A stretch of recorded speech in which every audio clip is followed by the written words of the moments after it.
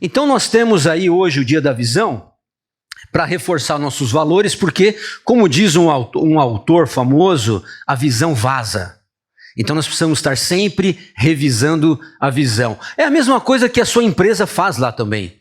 Com certeza ela te chama em alguns momentos lá para passar a missão, visão, valores da empresa, não é assim? Então nós estamos aqui para reforçar nossos valores, tá? O tema de hoje é: a reforma continua? Aquela reforma lá que ficou famosa, século XVI, reforma protestante, será que ela continua ou ela foi um evento isolado? Vocês já pararam para pensar nisso? Então vamos dar uma olhada juntos em tudo isso daí. Vamos lembrar então do início, né, da largada. Então eu quero ler com vocês Atos capítulo 2. Por favor, abram aí seus aplicativos ou a Bíblia aí na física, né? Atos capítulo 2, eu acredito que o historiador Lucas foi muito feliz ao resumir, né, nesses versículos, o estilo de vida da igreja cristã do primeiro século. Impressionante como ele foi objetivo e profundo. Então eu vou ler aqui na versão NVI, a tradução, e diz assim, olha, a partir do versículo 42 de Atos 2. Eles, o povo, né, a igreja, eles se dedicavam ao ensino dos apóstolos e à comunhão, ao partir do pão e às orações. Todos estavam cheios de temor, e muitas maravilhas e sinais eram feitos pelos apóstolos. Todos os que criam mantinham-se unidos e tinham tudo em comum. Versículo 45. Vendendo suas propriedades e bens, distribuíam a cada um conforme a sua necessidade. Todos os dias continuavam a reunir-se no pátio do templo, partiam o pão em suas casas e juntos participavam das refeições, com alegria e sinceridade de coração, louvando a Deus e tendo a simpatia de todo o povo. E o Senhor lhes acrescentava todos os dias os que iam sendo salvos. Que coisa linda esse texto, né? Eu fico olhando para essa igreja primitiva, que sonho de consumo, né, pastor? Falo, meu Deus, se a gente vivesse um pouquinho de tudo isso ao longo da história aí. Muito bem. Mudou sem eu ver? Então vamos lá. Deixa eu ver aqui onde eu estava. Então eu quero reforçar alguns... uma antes, espera aí. Isso, aqui, ó. Eu quero reforçar aqui algumas coisas que aconteciam na igreja, então, daquela época. Então, percebam, olha, eles se dedicavam ao ensino dos apóstolos. Então, não era uma igreja que estava inerte, ela estava estudando as escrituras, ok? Eles também estavam firmes na comunhão. Então, não era uma igreja de individualidade, ok? Eles estavam sempre juntos, partindo o pão, fazendo parte da sua vida, esse conviver diário e orando uns pelos outros. Isso mostra empatia, cuidado, atenção com o outro. Todos estavam cheios de temor. O que é temor? É reverência, é respeito, é seriedade com as coisas, com o reino. Isso significa que é santidade. Eu estou separado para viver esta vida com Deus e com os meus irmãos. Eu não estou levando a fé na brincadeira. É isso que significa estar cheio de temor. E a consequência disso? Muitas maravilhas e sinais aconteciam, porque é exatamente isso que acontece num ambiente propício de fé como este. Ok, todos os que criam, Então, isso dá a entender que nem todos criam, mas todos os que criam mantinham-se unidos. Isso a gente pode pensar que aqueles que não criam, eles não conseguiam viver naquele ambiente, eles acabavam indo embora. Por quê? Porque era um ambiente tão contagiante que a pessoa que ela não está engajada, inserida, ela se sente até, sabe, meio fora. Vendendo então, eles tinham tudo em comum, ou seja, eles não praticavam o meu, ali o verbo era o nosso. Então, não é a minha casa, ela é nossa, pode chegar lá. Percebe? Não, este carro, ele é meu, mas ele também é seu. Se você precisar, você me aciona. Entende o que é viver tudo em comum? Olha, a minha agenda, a minha agenda é minha, mas eu vou abrir a minha agenda para que você também tenha um espaço nela. Então não é meu, é nosso. Vendiam então as suas propriedades e bens, aqui é bem possível que eles vendiam o excedente. Ninguém vendia para ficar morando na rua, né? Então se tinha 2, 3 propriedades, para que houvesse o quê? Uma igualdade ali, uma situação onde houvesse uma certa justiça. Então os que estavam precisando recebiam esses recursos que eram arrecadados. Muito bem, e o texto continua com outros negritos meus aqui, né? Todos os dias dá a impressão de que eles não estavam vivendo uma vida com outras prioridades e se reuniam de vez em quando. Esse todos os dias significa que a prioridade era eles estarem juntos, ok? Tanto no templo quanto nas casas. Eles abriam as suas vidas, as suas casas para as pessoas e participavam das refeições juntos. O que é isso? É sentar à mesa. É chamar à mesa as pessoas que você ama, que você gosta e os seus amigos e irmãos na fé. Eles tinham acesso à mesa, às refeições. Não são com as pessoas mais próximas que você faz as suas refeições? Então, só que ali era ampliado, era expandido, né? A comunidade de fé se reunia para ter as suas refeições juntos. Mas tudo isso não era forçado. Não era porque o pastor mandava. Eles faziam tudo isso com alegria e sinceridade de coração. Isso mostra que eles tinham a motivação correta. Não era nada obrigatório, era totalmente fluido. E isso acontecia o que? No ambiente de louvor e adoração a Deus. O resultado de tudo isso é que as pessoas de fora tinham simpatia pela igreja. Como diz o texto, eles tinham a simpatia de todo o povo, porque as pessoas olhavam de fora e falavam: meu Deus, que comunidade bacana! Olha como as pessoas se amam, olha como as pessoas se ajudam, olha como eles não estão vivendo uma vida egoísta, mas eles sempre pensam no povo. Então, uau, eu admiro esse pessoal. Eu posso não ser crente, mas eles são uma referência para nós. E o resultado desta comunidade forte, vibrante e poderosa não podia ser nada mais do que ela crescer. Todos os dias ela ia crescendo, porque as pessoas olhavam para aquela comunidade e falavam assim: eu preciso fazer parte disto. Então as pessoas vinham e chegavam. Percebam que o texto diz que o Senhor acrescentava todos os dias os que iam sendo salvos. Então esta daqui é a igreja que Jesus deixou como referência para nós. Ok? Essa é a igreja que acontecia lá no primeiro século e que é um modelo daquilo que estava muito próximo do que Jesus ensinou aos apóstolos. Muito bem. Acontece que a história foi andando, né? Até que algumas coisas aconteceram. Porque esta comunidade começou a incomodar o sistema. Primeiro os judeus, que viam nisso ali um grande perigo né, de crescimento.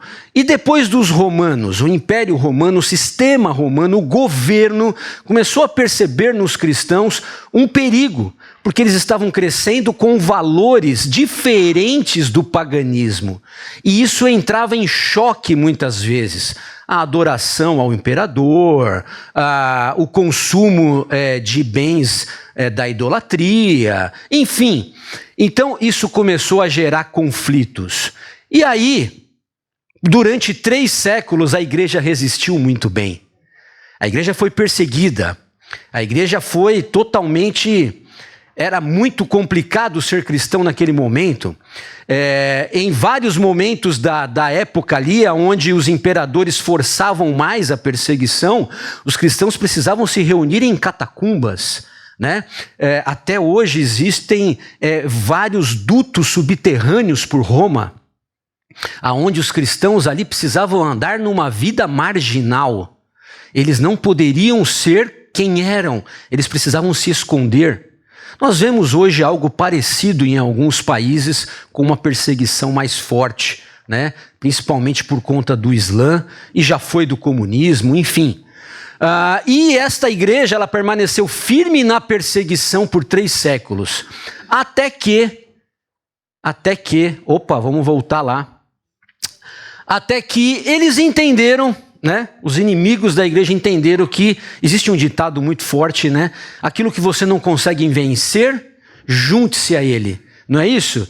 Então, um imperador chamado Constantino, no começo do século IV, ele tem uma pseudo-conversão, ninguém aqui vai julgar a conversão dele, não dá, né? Mas a gente olha ali alguns reflexos daquilo tudo, e foi muito conveniente, interessante para ele naquele momento, trazer ali os cristãos para perto. E aí ele faz então um movimento de aproximação do cristianismo, ok? Aquela igreja que estava sendo perseguida não é mais. Aquela igreja que estava precisando ser marginalizada agora, ela é introduzida nos lugares sagrados do paganismo. Então, aqueles templos enormes, né, que eram feitos às deusas do panteão greco-romano, perdão, eles agora estão liberados, acesso livre para os cristãos. Então, o que acontecia aquelas reuniões secretas, informais, dentro das casas, agora não, queridos. Vocês têm agora um lugar apropriado. Então, esse templo aqui maravilhoso, vocês não precisam mais se reunir escondido, podem vir aqui. Então, aquela simplicidade começou a mudar. Então, nós vamos ver que com este movimento a igreja ganhou, mas ela também perdeu. Ok? O que a igreja ganhou? A igreja ganhou liberdade, porque ela não era mais perseguida. A igreja ganhou conforto. Eles não estavam mais nas catacumbas, agora eles sentavam em cadeiras bem aconchegantes, né? Obrigado, meu querido. Eles ganharam paz, porque eles eram perseguidos, mas agora estava tudo tranquilo. Eles ganharam status, né? Agora eles estavam fazendo parte, e aí daqui a pouquinho eles se tornaram a religião oficial do império, e com isso eles ganharam poder.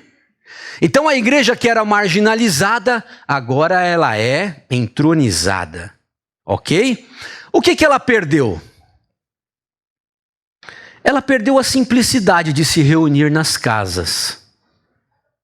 Ela perdeu a simplicidade da comunhão, do partir do pão. Sabe, aquela roda de conversa. Ela perdeu o sentar à mesa, ela perdeu a partilha e ela perdeu principalmente o testemunho. Porque aquela comunidade forte e vibrante que vivia realmente o cristianismo, agora eles iam para o templo uma vez por semana e ficavam ali consumindo um material preparado e já começando a ser adulterado para fazer parte ali de uma religião oficial. E tudo isso, então, esfriou a fé de muitos. Claro que houve um movimento de tentar barrar tudo isso, né? Mas é muito difícil você lutar contra um sistema. Nós vamos ver que houve movimentos, Porque eles entenderam que a união com o Estado, ela não ia dar certo. E ela não dá até hoje.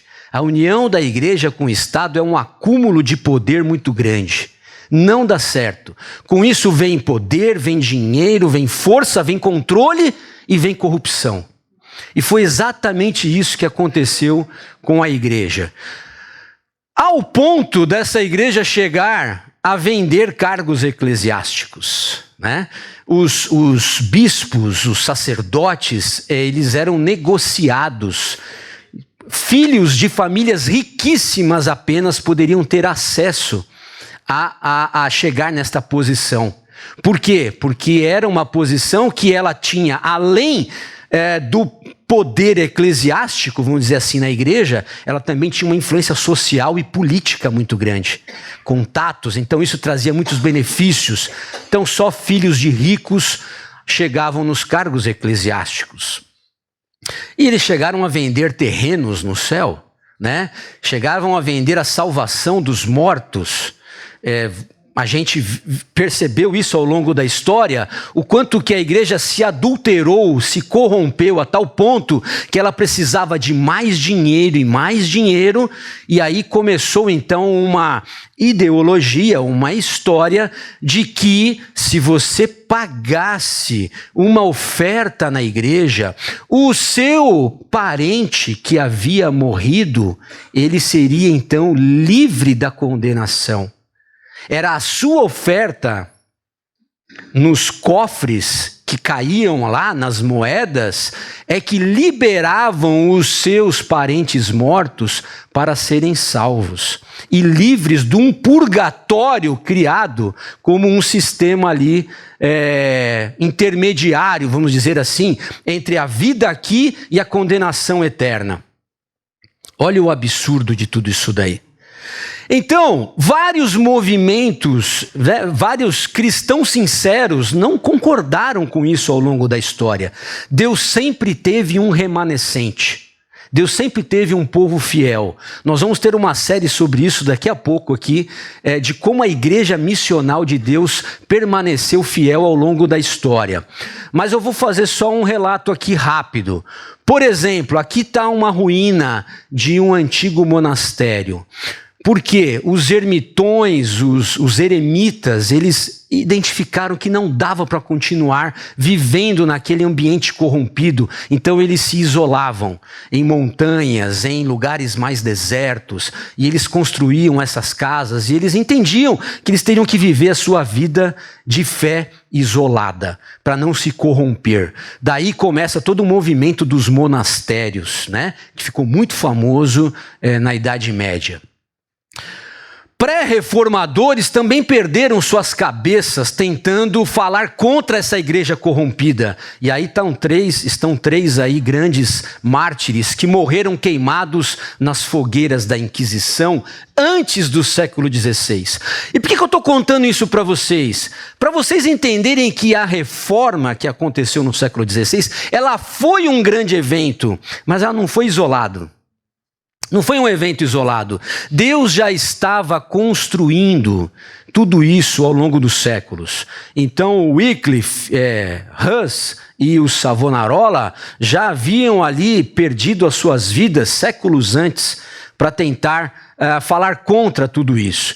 E aí surge esse monge agostiniano, né, o Martinho Lutero, pregando as suas 95 teses lá no portão de Wittenberg, em 1517, e há toda uma conjunção favorável para que esta reforma do século XVI explodisse, né, principalmente por conta da invenção da imprensa. E aí então, os escritos dos revolucionários, dos protestantes, eles começam a ser difundidos. Porque antigamente precisava escrever tudo na mão. E agora a gráfica imprimia tudo em cópia, em série. E aí houve então uma tradução em massa da Bíblia para o idioma local, porque as pessoas não tinham acesso às escrituras. Estava tudo numa língua morta, que era o latim, e só os eclesiásticos sabiam falar sobre ela. Então as pessoas iam para a missa sem saber o que estava sendo dito. Era um sistema muito escravizante. Muito bem. A reforma, então, esse aqui é o muro dos reformadores, né? Lá em Genebra, grandes homens que mudaram ali a história ali. E ali está o Guilherme de Farel, o Teodoro de Beza, o John Knox e o João Calvino. Então esses caras estão lá, é um muro lindo lá, vale a pena visitar quem puder, né? Eu ainda não tive essa felicidade, mas eles definiram aqui os 5 solas das escrituras ali da reforma, ok? E o sola, na verdade, é em latim, que significa somente. Então, somente Cristo, olha as bandeiras que esses reformadores levantaram. Somente Cristo é suficiente para trazer salvação para a igreja, né? Nós não precisamos de mais nada. Somente a Escritura é a inspiração divina, não são as bulas papais, não são os editos da Igreja Católica.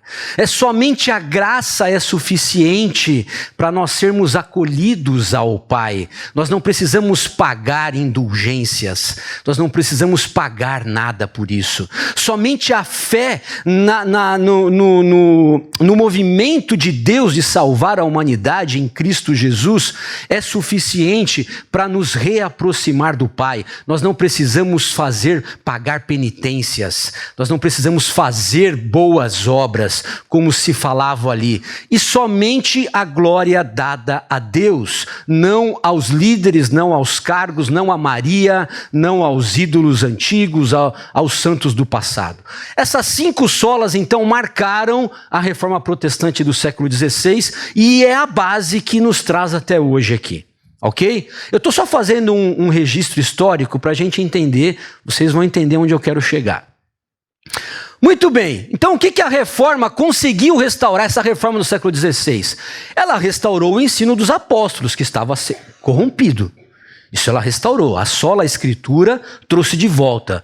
Ela restaurou a comunhão com os irmãos que havia sido perdida. Então agora ali os cultos na sua língua, né? A escola bíblica começou nesse momento, porque as pessoas precisavam ser alfabetizadas, e elas eram alfabetizadas na Bíblia. Então tudo isso fazia ali rodas de conversa, de comunhão.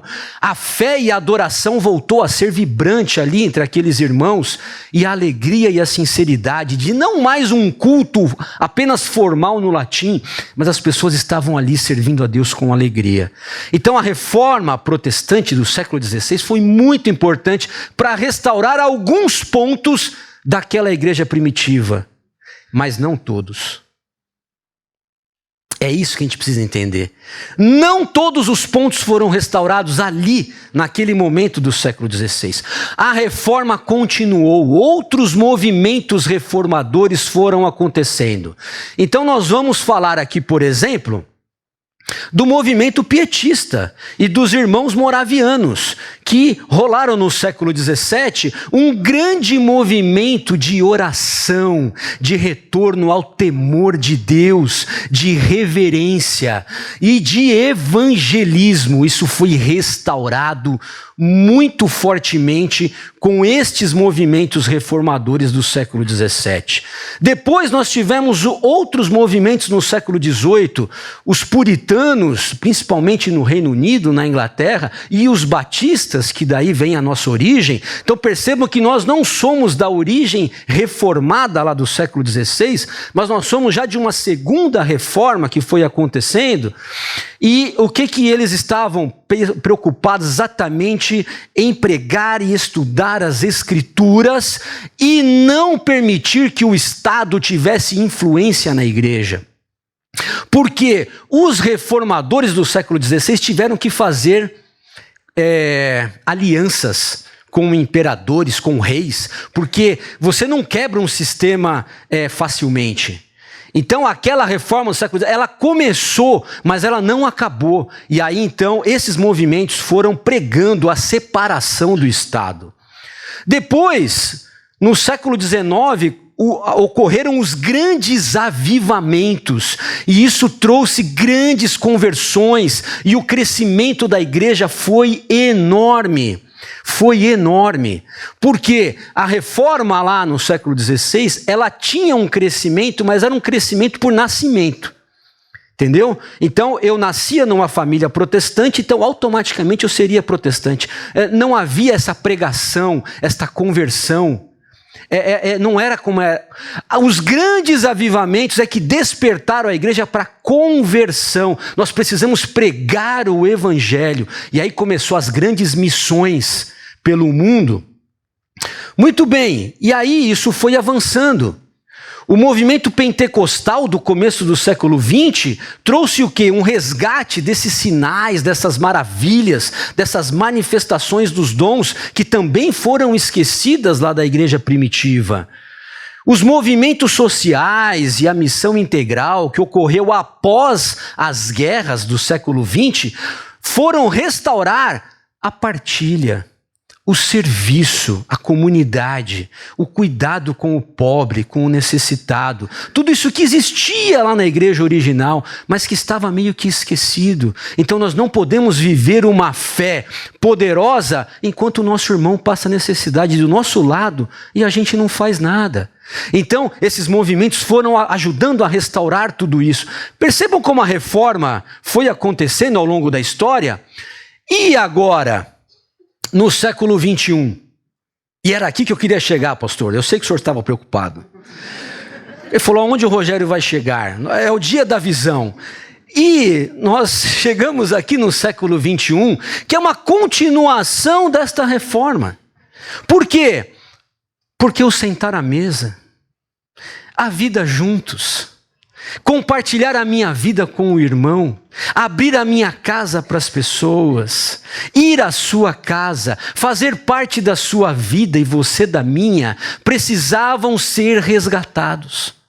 E os pequenos grupos, eles vêm trazer este modelo inicial, aonde os irmãos se reuniam nas casas, nos templos e nas casas. Isso foi perdido ao longo dos séculos, sabe por quê? Porque era melhor você ir para um grande templo, aonde ali você tinha mais conforto, aonde você tinha ali, ar-condicionado, e perdeu-se essa comunhão de casa em casa. Agora, essas reformas, elas vêm todas, e tudo que é reformado precisa ser quebrado alguns paradigmas. Então, esse movimento hoje do século XXI de restaurar as reuniões em casa e nos lares, eles vêm quebrar alguns paradigmas. Quais são? Primeiro, a igreja não é aquele prédio que Constantino botou na cabeça dos cristãos que era. Gente, vocês não precisam mais se reunir aí nas casas de vocês, venham aqui para o templo. Então, isso ficou ao longo dos séculos, essa mentalidade de que fazer parte de uma igreja é ir numa reunião num templo preparado. E este templo é um lugar sagrado. Isso não existe, queridos. Não existe parede sagrada. Não existe tijolo abençoado. Nós somos os abençoados e os abençoadores. Nós, a igreja é feita de carne, de gente, de vida, de sangue, de pulsar. Não é de estruturas metálicas. A gente precisa quebrar este paradigma. A igreja somos nós quando nós nos reunirmos em qualquer lugar. Seja na sua casa, seja na minha, seja no seu ambiente de trabalho, seja na sua faculdade, no intervalo das aulas, aonde os cristãos se reunirem para adorar a Deus, é a igreja viva do Senhor. Amém? Um outro paradigma que precisa ser quebrado. Nós temos um dia santo para adorar a Deus. Como assim um dia santo? Percebem como isso vem em parte do judaísmo, que tinha o sábado, e depois esse cristianismo pós-Constantino? Por quê? Porque é muito mais fácil enfraquecer a igreja, eles não se reunindo mais todos os dias nas casas. Não, vocês vêm aqui uma vez por semana, já está bom. E tem gente que nem uma vez por semana, uma vez por mês. Tem gente que só participa do culto da ceia, porque a ceia é o culto mais sagrado. Eu não posso perder a ceia, senão eu vou perder a comunhão da igreja. Olha a nossa mentalidade antiga e atrasada. Nós precisamos quebrar isso. A comunhão da igreja não está em comer o cálice, tomar o cálice e comer o pão aqui uma vez por mês, queridos. Isso não reflete em nada se você, nos outros 29, 30 dias, não viver uma vida de um cristão na prática em comunhão com seu irmão. Percebe como esses paradigmas precisam ser quebrados? Então, todo dia é o dia de adorar a Deus. Todo dia é o dia de adorar a Deus. Não tem um dia sagrado. Nós até cantamos isso aqui, né? Eu vim aqui para adorar, eu vim aqui hoje e tal. A gente canta algumas coisas que está até no nosso subconsciente. Gente, eu vim aqui para adorar, mas amanhã eu vou adorar trabalhando. E depois de amanhã eu vou adorar lavando a louça, eu vou adorar cuidando dos meus filhos, eu vou adorar, sabe, estudando. É isso. Um outro paradigma, o pastor é o ungido de Deus. Claro, todo sistema opressor, todo sistema que quer controlar o povo precisa ter um grande ícone. As pessoas precisam olhar para um grande líder. Ele tem que ser a pessoa que vai controlar todo o nosso movimento. Ele pensa por nós.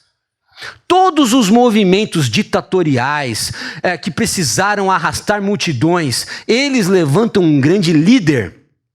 E esse líder, ele está acima dos demais. Esse líder, ele tem uma revelação especial. Ele tem uma unção especial. Só ele fala com Deus dessa forma.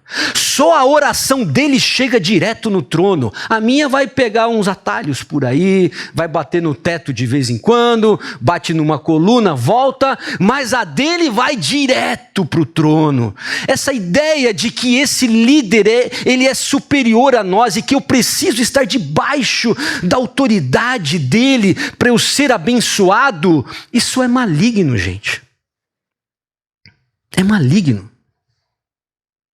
Você não precisa de nenhuma figura humana para te comandar. Deus é o nosso pastor. Jesus é o Senhor das nossas vidas. É o Espírito Santo de Deus que nos orienta a tomar as decisões que nós precisamos tomar. Nós já temos as Escrituras que nos inspiram. Nós não precisamos de gurus espirituais. Não precisamos. Nós ainda hoje, nas igrejas batistas, ainda temos pessoas que ainda têm essa mentalidade. E ficam nos acionando todo momento porque estão inseguras, porque não têm a relação direta com Deus. Claro que nós estamos aqui para ajudar as pessoas, nós não vamos negar isso a ninguém, mas nós precisamos desmistificar isso. E glória a Deus por essa igreja. E o pequeno grupo, ele traz isso, sabe por quê? Porque lá no pequeno grupo, todos são servos, todos estão servindo, gente. É lá no pequeno grupo que eu não preciso de um grande líder espiritual, com teologia, com mestrado, com doutorado. Eu não preciso disso para viver a vida cristã na prática. Eu preciso de pessoas sinceras, que amam a Deus, que buscam nas Escrituras o caminho para a sua vida. E ali todos podem se ajudar. Ali todos trabalham, ali todos ensinam. Nós fazemos um rodízio. Gente, o meu pequeno grupo semana passada, quem trouxe a reflexão da semana foi uma nova convertida. Nem batizada não é. Mas o coração cheio de amor. E ela falou: Rogério, obrigado pela oportunidade. Eu estudei a semana toda, eu me dediquei, sabe? Como eu gostei de fazer isso. A partir de agora eu vou fazer isso mais vezes, falando ou não aqui, porque eu percebi que isso é uma prática que mudou a minha vida. São oportunidades que acontecem nos pequenos grupos.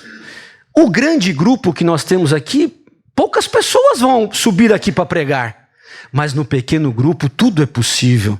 Uma música, uma escolha de um louvor, você não sabe como é importante isso para uma pessoa que está chegando. Meu querido, escolhe o louvor para nós a semana que vem. Ele fica a semana toda buscando em Deus para escolher o louvor que vai impactar as pessoas. Uma dinâmica, receber as pessoas, preparar o lanche, são coisas simples que as pessoas fazem com grande amor e dedicação. Um outro paradigma, como esse paradigma é importante. A visão antiga, todo mundo olhando para um lugar, mais ou menos como está aqui, né? Todo mundo olhando aqui para frente, e você só está olhando a nuca do seu irmão aí da frente. Não tem ninguém olho a olho com você. Só eu estou vendo vocês. Vocês não estão vendo os seus irmãos. Percebe? Como isso é um pouco complicado. Isso dá a figura de que eu estou aqui consumindo. Eu vim aqui para uma apresentação. Então eu paro o meu carro, deixa eu ver se o rapaz ali vai estacionar bem, vai me orientar, vai cuidar bem do meu carro, porque é o meu patrimônio, não é? E eu quero entrar aqui, quero ser bem recebido, ver se a recepção vai lembrar o meu nome, porque se não lembrar o meu nome, eu não vou me sentir importante, vai me dar um sorriso, eu vou sentar num banco onde eu estou bem confortável, vou ver se a cadeira não está balançando, eu quero perceber o ar-condicionado se está bem adequado à minha temperatura, porque hoje eu botei uma roupa bonita, eu não quero suar. É verdade, gente, tudo nos incomoda. Essa aqui é a verdade. Deixa eu ver quem é que vai sentar do meu lado, que se ele não tiver cheiroso, se ele não, né? Aí já vai me incomodar. Deixa eu ver se o pessoal ensaiou bem aqui durante a semana, né? Se o solo da guitarra foi bem feito, se o rapaz aqui não desafinou, se a menina entrou na hora certa, né? O vídeo do Horto Informa não entrou, você viu? Demorou 3 segundos. O pessoal tá... Essa é a visão do consumidor. Sabe por quê? Porque eu dou o meu dízimo, eu pago a minha oferta, então eu estou aqui para receber. Se eu estou aqui pagando, né? Como diz um quadro antigo, né?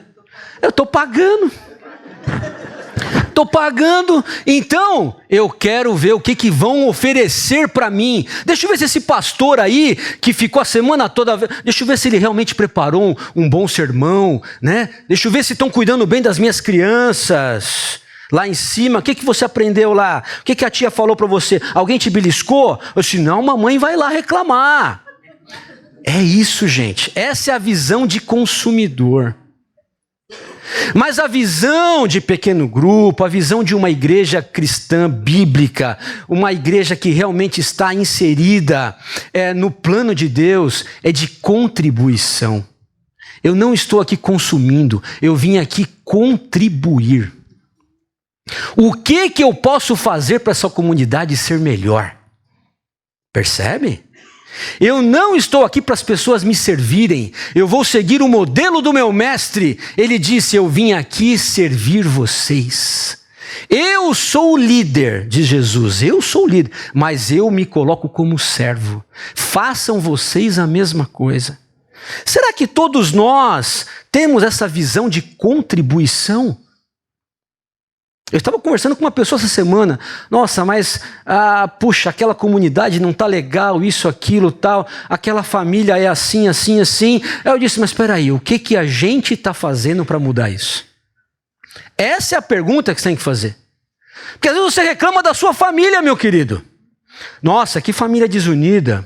Família não se encontra, quando se encontra só briga. Gente, que coisa, eu vou deixar disso daí, porque a família do fulano, nossa, ela é tão unida, eu vejo lá os filhos tão educados, nossa, o pessoal tá, todo mundo empregado, olha, estudando, cursos bons, tal, os meninos, e aí eu olho para minha família, tal, mas espera aí, o que você contribuiu para fazer a sua família ser igual àquela?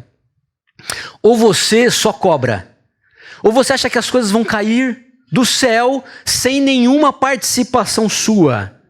Não é assim que acontece. Nós estamos aqui contribuindo para fazer essa comunidade melhor. Então nós temos aqui muitas falhas como comunidade de fé. Temos mesmo. Temos várias oportunidades. Mas sabe por quê? Porque tem muita gente que não contribui, que só vem consumir. Essa que é a verdade. As pesquisas mostram, pesquisas americanas recentes mostram que apenas 20% dos membros das igrejas contribuem com a sua vida, com seus recursos, com a sua agenda, com seus dons, com seus talentos. Ou seja, 20% está engajado. Os outros 80% consomem o que os 20% produzem. Eu espero que aqui seja diferente. Deus espera que a gente seja diferente. Porque se 100% aqui estivesse contribuindo, meus queridos, essa comunidade estava voando. Mas muito mais do que está avançando. Por que nós temos irmãos sobrecarregados? Irmãos em 2, 3, 4 ministérios. Eu falo, gente, vamos fazer parte da recepção. Ah, não dá, Rogério, hoje eu vou tocar no louvor. Não, hoje eu vou servir lá nas crianças. Hoje eu vou estar na mesa de som. Hoje eu estou no estacionamento. Hoje eu estou cuidando. Eu falei, caramba, peraí. Eu acho que eu estou pedindo para as pessoas que já estão trabalhando. Eu preciso pedir para as pessoas que não estão fazendo nada. Mas como é que eu tenho acesso às pessoas que não estão fazendo nada? Elas não nos dão acesso. Sabe por quê? Porque elas sabem que se elas chegarem perto, tem trabalho. Então elas mantêm uma certa distância, assim, ó. Eu falo, irmão, vou na sua casa. Ah, depois a gente marca, pastor. Estou ocupado agora, estudando, pós-graduação, o negócio tá corrido. Entendeu? Porque se eu for na sua casa, meu querido, eu vou te desafiar a ser um cristão verdadeiro, a ser um cristão produtivo, sabe? A ser um cristão que adora a Deus servindo. Eu vou te desafiar. Então cuidado com os convites que vocês fazem a mim. Mas eu estou disponível, eu gostaria de estar na casa de todos vocês. Muito bem, eu trouxe uma frase aqui do Elton Trueblood. Esse Elton, ele foi um grande capelão no século XX. Não só de grandes presidentes americanos, mas também de grandes universidades como Harvard e outras. E ele tem essa frase aqui, olha. A igreja é essencial para o cristão, não porque ela lhe dá benefícios. Tem muita gente pensando isso. Não, eu vou lá no horto porque eles cuidam bem das minhas crianças. Eu vou lá no horto porque o louvor está muito bom. Eu vou lá no horto porque a escola bíblica é boa. Esses são os benefícios, ok? Essa é a visão. Não porque ela lhe dá benefícios ou mesmo inspiração. Nossa, saí inspirado hoje. Não. A igreja é essencial porque, com todas as suas falhas, ela é o instrumento indispensável para a redenção no mundo. Então nós precisamos entender que nós estamos num grupo, numa comunidade de fé que é chamada por Deus para participar da missão dele de resgatar a humanidade que está perdida. Esta é a maior finalidade da igreja, participar junto com Deus da redenção da sua criação. Esse é o maior propósito, não é vir aqui apenas receber os benefícios. Amém? Muito bem, pequeno grupo então, é o lugar, é o ambiente, onde existe um aprendizado prático, gente. Ali as pessoas percebem olhando a vida do outro de perto como é ser um cristão. Porque se você estiver aqui só nesse domingo, nessa reunião, e durante a semana você não tiver contato com mais nenhum cristão daqui, qual vai ser o exemplo e a referência que você vai ter? Você não sabe como a pessoa trabalha, você não sabe como a pessoa é no mercado, no ambiente da escola, você não sabe como a pessoa é em casa, como ela trata os vizinhos, você não sabe. Você não está vivendo a vida com ela. Você só vê aqui uma capa, entendeu? Talvez você olhe para mim e tenha uma imagem de que talvez eu nem seja. Porque aqui é muito bonito você ter uma imagem de cristão. Aqui a gente não fala alto, não é? Aqui a gente não grita. Aqui a gente está sempre com um sorriso no rosto. A gente não maltrata ninguém. Aqui se alguém pisar no seu pé, você... Oh, perdão, querido. Não, imagina, pode pisar de novo. Não tem problema, querido, eu sou santo, você também, não é? Mas e lá na sua casa? Você é assim também? E lá no seu trabalho? E no trânsito? Como é que você é no trânsito? Na fila do ônibus? Como é que você é lá? para ser atendido no banco? Será que a gente é assim tão gentil, tão cortês, tão paciente? Não é? Ou será que a gente está sempre brigando pelos nossos direitos? Essa que é a verdade. Então é no pequeno grupo que a gente começa a viver a vida do lado do nosso irmão. Sabe por quê? Porque o pequeno grupo não é só uma reunião num dia da semana. Não é. O pequeno grupo é viver a vida juntos. A gente sai juntos, a gente tem que marcar eventos juntos, a gente tem que fazer compras juntos. Ah, eu vou no cinema, então eu vou com você. Eu vou fazer compra na feira, vamos comigo na feira? É você ser intencional para que você abra a sua agenda, a sua vida, para que as pessoas façam parte dela.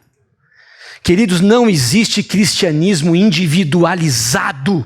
Não existe isso. Se você quer ser um cristão e continuar na sua, sem permitir que ninguém entre na sua vida, porque eu não quero interferências, você escolheu o lugar errado.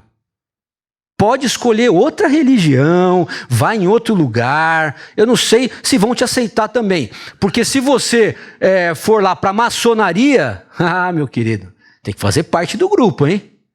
Não pode ser individual, não. Né? Se você, sei lá, for ser mormon, se você for para qualquer outro lugar, aonde existe uma comunidade, vai se exigir, sabe o quê?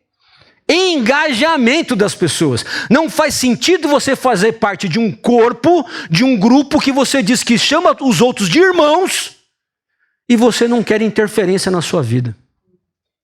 Não, ninguém dá palpite aqui não.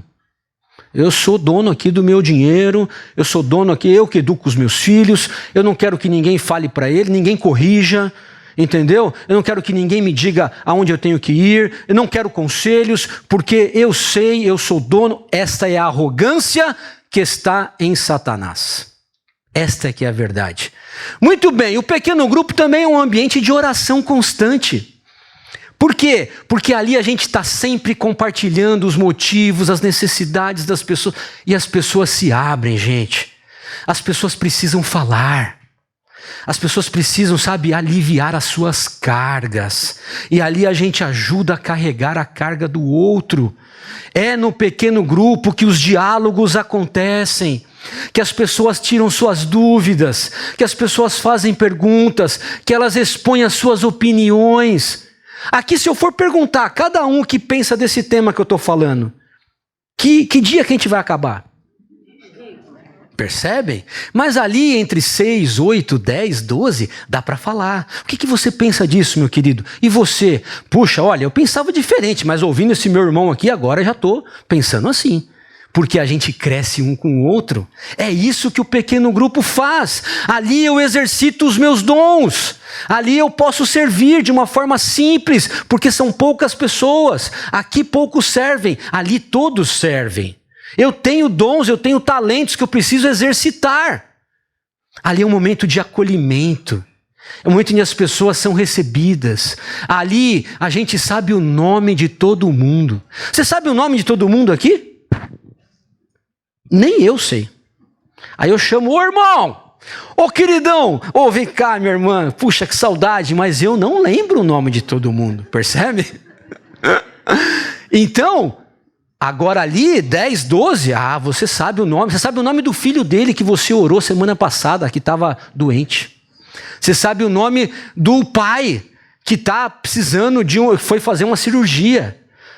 Você sabe onde a pessoa trabalha, porque ela fala, gente, olha, lá na empresa está acontecendo isso e isso, olha, orem por mim, uma situação difícil.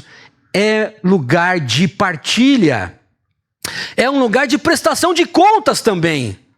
E isso é muito importante no cristianismo. Eu preciso prestar conta para os meus irmãos. Eu preciso dizer como é que está a minha caminhada de fé.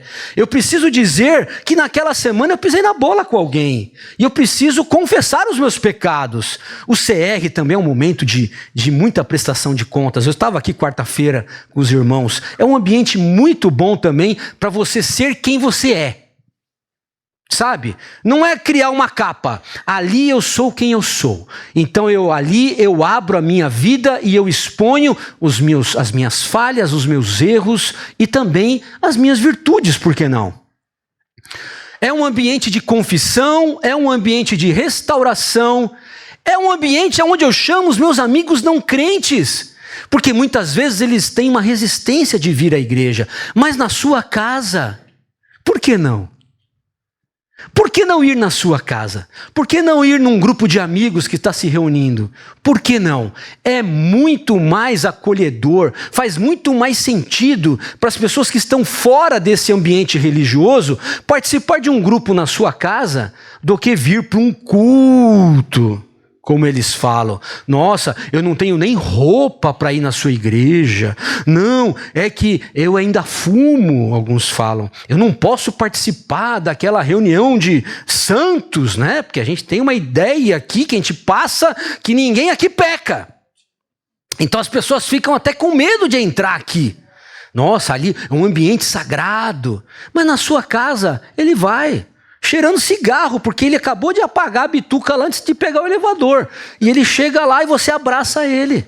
Percebe como é esse ambiente? É um ambiente onde a gente cuida dos necessitados, porque é ali que eu fico sabendo de primeira mão quem está precisando de alguma coisa. Até a gente descobrir aqui a necessidade de todo mundo, num grupo grande, é mais difícil.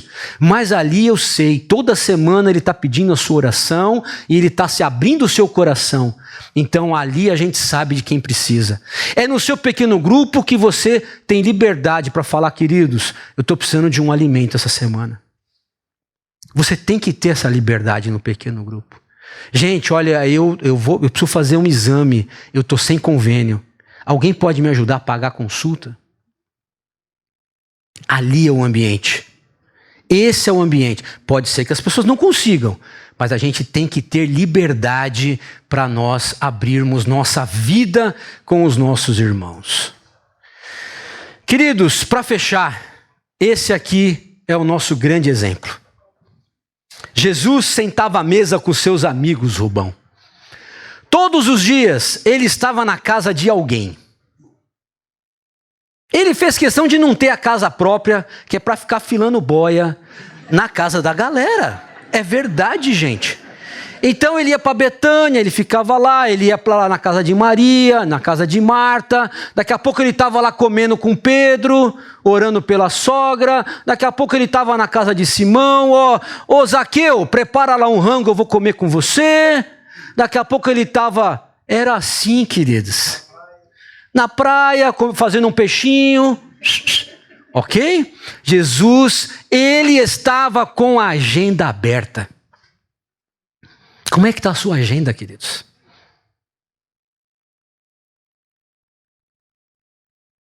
Ele estava com a agenda aberta. Ele fazia questão de sentar à mesa com seus amigos. Ele fazia questão de sentar à mesa com seus amigos. E este sentar à mesa, podem vir aqui o pessoal já, nós vamos ter uma música. E este sentar à mesa, queridos, não vai acabar.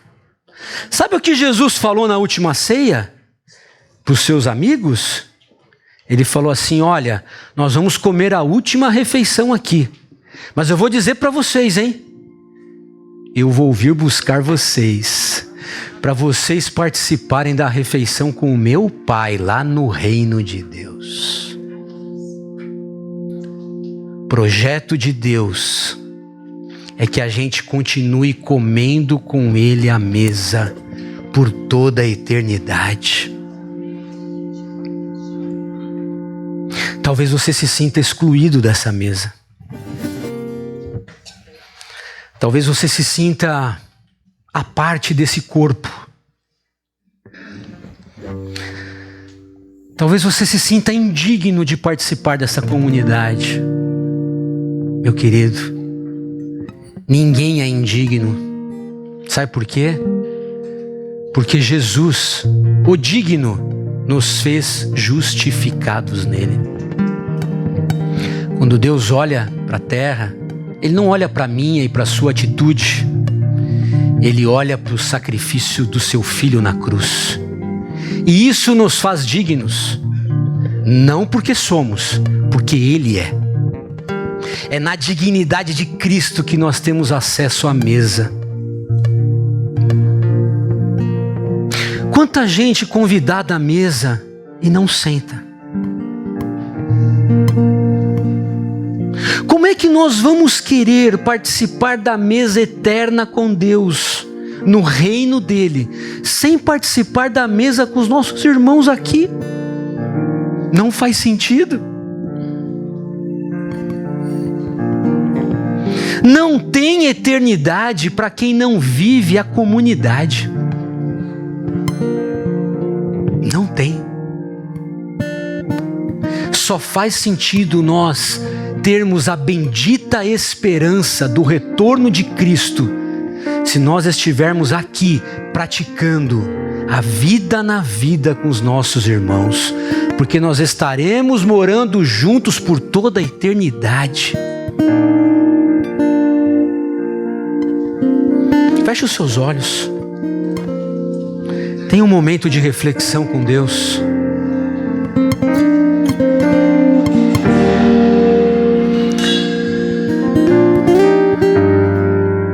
Pai, obrigado por nos chamar à mesa. Senhor, obrigado, Deus, porque hoje nós não comemos mais das migalhas que caem pelo chão. Nós temos um assento na tua mesa, Deus. Obrigado por nos acolher. Obrigado por nos abraçar. Obrigado por nos amar. Ah, meu Rei, é na tua casa, Pai, que nós somos filhos. Obrigado, é na tua mesa que nós nos sentimos, Pai, amados. Recebe, Senhor, cada oração, cada pedido de perdão, Senhor, que aqui hoje estamos fazendo, por sermos egoístas, individualistas, por pensarmos apenas em nós. Tem misericórdia, Deus. Constrói, Pai, uma comunidade de fé vibrante, atuante, que se ama, que se perdoa, que se apoia, que se ajuda. Em nome de Jesus.